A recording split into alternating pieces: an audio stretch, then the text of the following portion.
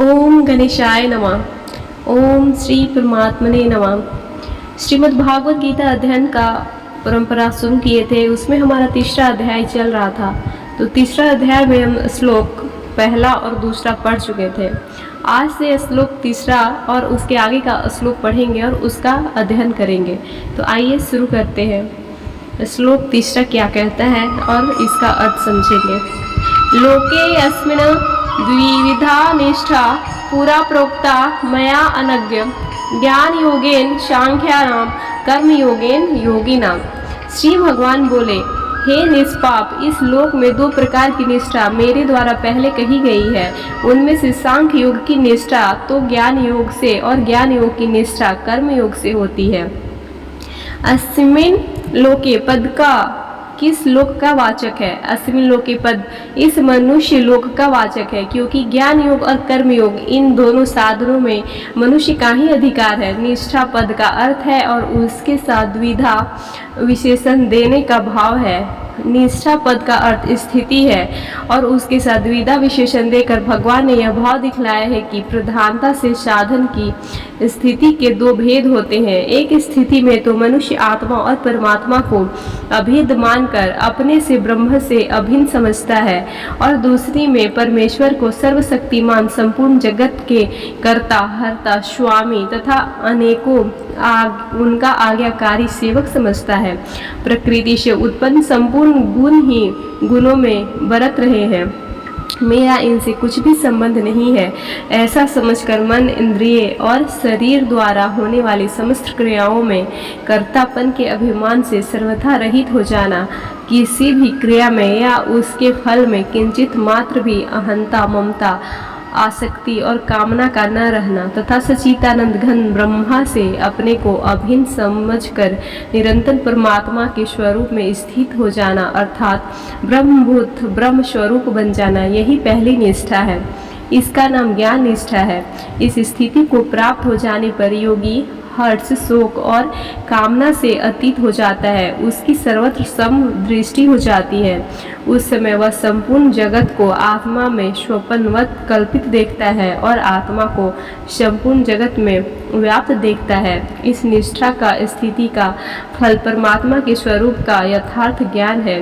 वर्ण आश्रम स्वभाव और परिस्थिति के अनुसार जिस मनुष्य के लिए जिन कर्मों का शास्त्र में विधान है, जिनका अनुष्ठान करना मनुष्य के लिए आवश्यक कर्तव्य माना गया है, उन शास्त्र विहित स्वाभाविक कर्म का न्यायपूर्वक अपना कर्तव्य समझकर अनुष्ठान करना, उन कर्मों में और उनके फल में ममता आसक्ति और कामना का सर्वथा त्याग करके प्रत्येक कर्म की सिद्धि और असिद्धि में तथा उसके फल में सदा ही समा रहना, एवं इंद्रियों के भोग में और कर्मों में आसक्त न होकर समस्त संकल्पों का त्याग करके योगारूढ़ हो जाना, यह कर्म योग की निष्ठा है। तथा परमेश्वर को सर्वशक्तिमान सर्वाधार सर्वव्यापी सबके सुहृद और सबके प्रेरक समझकर और अपने को सर्वथा उनके अधीन मानकर समस्त कर्म और उनका फल भगवान के समर्पण करना, उनकी आज्ञा और प्रेरणा के अनुसार उनकी पूजा समझकर वैसे वे करवावें, वैसे ही समस्त कर्म करना और उन कर्मों में या उनके फल में किंचित मात्र भी ममता आसक्ति या कामना न रखना, भगवान के प्रत्येक विधान में सदा ही संतुष्ट रहना तथा निरंतर उनके नाम गुण प्रभाव और स्वरूप का चिंतन करते रहना, यह भक्ति प्रधान कर्म योग की निष्ठा है। उपयुक्त कर्म योग की स्थिति को प्राप्त हुए पुरुष में राग द्वेष और काम क्रोध आदि अवगुणों का सर्वथा अभाव होकर उसकी सब में समता हो जाती है, क्योंकि वह सबके हृदय में अपने स्वामी को स्थित देखता है और संपूर्ण जगत को भगवान का ही स्वरूप समझता है। इस स्थिति का फल भगवान को प्राप्त हो जाना है। दो प्रकार की निष्ठाएं मेरे द्वारा पहले कही गई है। इस कथन का क्या भाव है? इससे भगवान ने यह भाव दिखलाया है कि ये दो प्रकार की निष्ठाएं मैंने आज तुम्हें नहीं बताई है। सृष्टि के आदिकाल में और उसके बाद भिन्न भिन्न अवतार में मैं इन दोनों निष्ठाओं का स्वरूप अलग अलग बतला चुका हूँ। वैसे ही तुमको भी मैंने दूसरे अध्याय के 11वें श्लोक से लेकर 30वें श्लोक तक द्वितीय आत्मा के स्वरूप का प्रतिपादन करते हुए सांख्य योग की दृष्टि से युद्ध करने के लिए कहा है। और 39वें श्लोक में योग विषयक बुद्धि का वर्णन करने की प्रस्तावना करके 40वें से 53वें श्लोक तक फल सहित कर्म योग का वर्णन करते हुए योग में स्थित होकर युद्धादि कर्तव्य कर्म करने के लिए कहा है तथा दोनों का विभाग करने के लिए 39वें श्लोक में स्पष्ट रूप से यह भी कह दिया है कि इसके पूर्व मैंने सांख्य विषय उपदेश दिया है और अब योग विषय उपदेश कहता हूँ। इसलिए मेरा कहना व्यामिश्र अर्थात मिला हुआ नहीं है। अनघ्य संबोधन का क्या भाव है? उत्तर, जो पाप रहित हो उसे अनघ्य कहते हैं। अर्जुन को अनघ्य नाम से संबोधित करके भगवान ने यह भाव दिखलाया है कि जो पाप युक्त या पाप परायण मनुष्य है वह तो इनमें से किसी भी निष्ठा को नहीं पा सकता, पर तुम पाप रहित हो अतः तुम इनको सहज ही प्राप्त कर सकते हो, इसलिए मैंने तुमको यह विषय सुनाया है। प्रश्न, सांख्य योग की निष्ठा ज्ञान योग से और योगियों की कर्म योग से होती है, इस कथन का क्या भाव है? उत्तर, इससे यह भाव दिखलाया है कि उन दोनों की प्रकार की निष्ठाओं में से जो सांख्य योग की निष्ठा है वह तो ज्ञान योग का साधन करते करते देहाभिमान का सर्वथा नाश होने पर भी सिद्ध होती है, और जो कर्म योग की निष्ठा है वह कर्म योग का साधन करते करते कर्मों में और उनके फल में ममता, आसक्ति और कामना का अभाव होकर सिद्धि असिद्धि में समत्व होने पर होती है।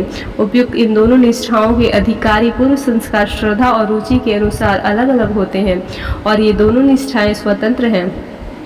प्रश्न, यदि कोई मनुष्य ज्ञान योग और कर्म योग दोनों का एक साथ संपादन करे तो उसकी कौन सी निष्ठा होती है? उत्तर, ये दोनों साधन परस्पर भिन्न हैं, अतः एक ही मनुष्य एक काल में दोनों का साधन नहीं कर सकता, क्योंकि सांख्य योग के साधन में आत्मा और परमात्मा में अभेद समझकर परमात्मा के निर्गुण निरंकार सच्चिदानंद घन रूप का चिंतन किया जाता है, और कर्म योग में फलासक्ति के त्याग पूर्वक कर्म करते हुए भगवान को सर्वव्यापी, सर्वशक्तिमान और सर्वेश्वर समझकर उनके नाम, गुण, प्रभाव और स्वरूप का उपासक भाव से चिंतन किया जाता है। इसलिए दोनों का अनुष्ठान एक साथ एक काल में एक ही मनुष्य के द्वारा नहीं किया जा सकता। पूर्व श्लोक में भगवान ने जो यह बात कही है कि सांख्य निष्ठा ज्ञान योग के साधन से होती है और योग निष्ठा कर्म योग के साधन से होती है, उसी बात को सिद्ध करने के लिए अब यह दिखलाते हैं कि कर्तव्य कर्मों का स्वरूपतः त्याग किसी भी निष्ठा का हेतु नहीं है। श्लोक 3 पढ़े और उसका अर्थ समझे जो उसमें लिखा हुआ था सांख्य योग और कर्म योग के बारे में, वो विस्तार पूर्वक उसका हमने अध्ययन किया। अब श्लोक 4 पढ़ेंगे और उसका अर्थ समझेंगे। न कर्ममानम अनारभतम नौस्कम्य पुरुषः अनुस्ते न च संन्यासनात् एव सिद्धम समाधि गच्छति। मनुष्य न तो कर्मों का आरंभ किए बिना निष्कर्मता को यानी योग निष्ठा को प्राप्त होता है और न कर्म के केवल त्याग मात्र सिद्धि यानी सांख्य निष्ठा को ही प्राप्त होता है।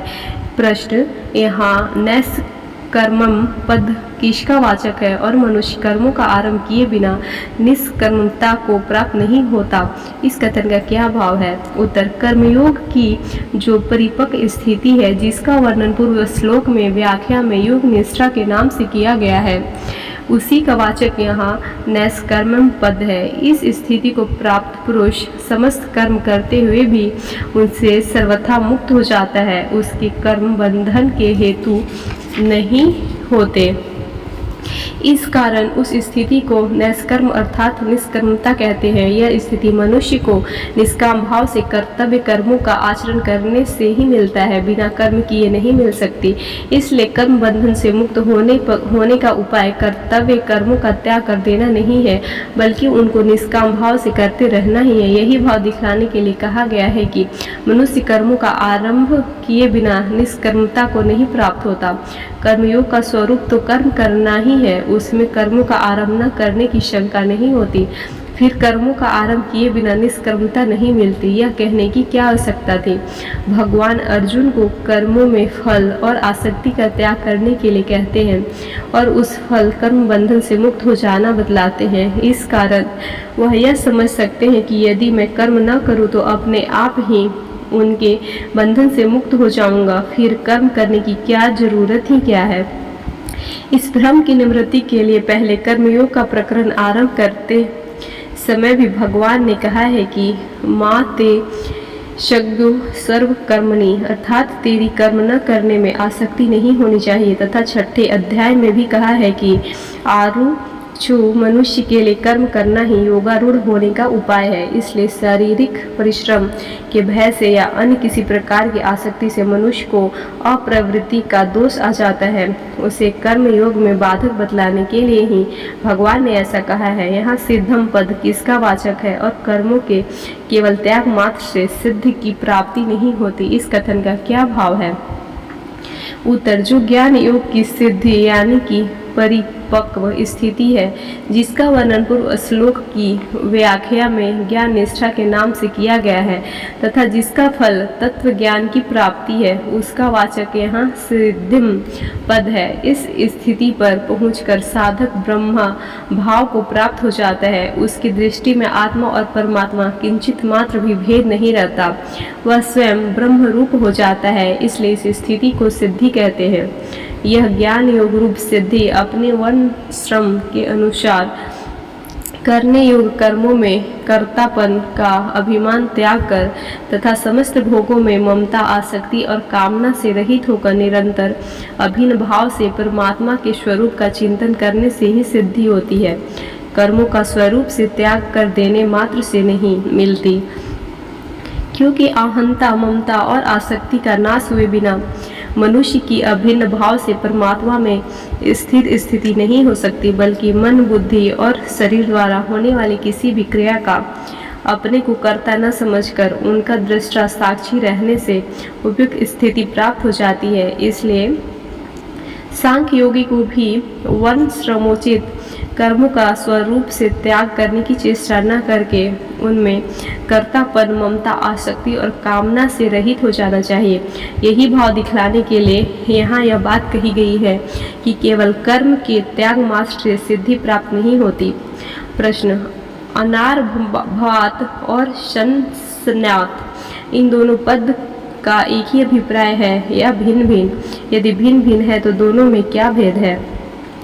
उत्तर, यहाँ भगवान ने दोनों पदों का प्रयोग भिन्न भिन्न अभिप्राय से किया है, क्योंकि अनारभात पद से तो कर्म योग के लिए विहित कर्मों के न करने को योग निष्ठा की प्राप्ति में बाधक बतलाया है, किंतु सन्नाथ पद से सांख्य योग के लिए कर्मों का स्वरूप से त्याग कर देना सांख्य निष्ठा की प्राप्ति में बाधक नहीं बतलाया गया है।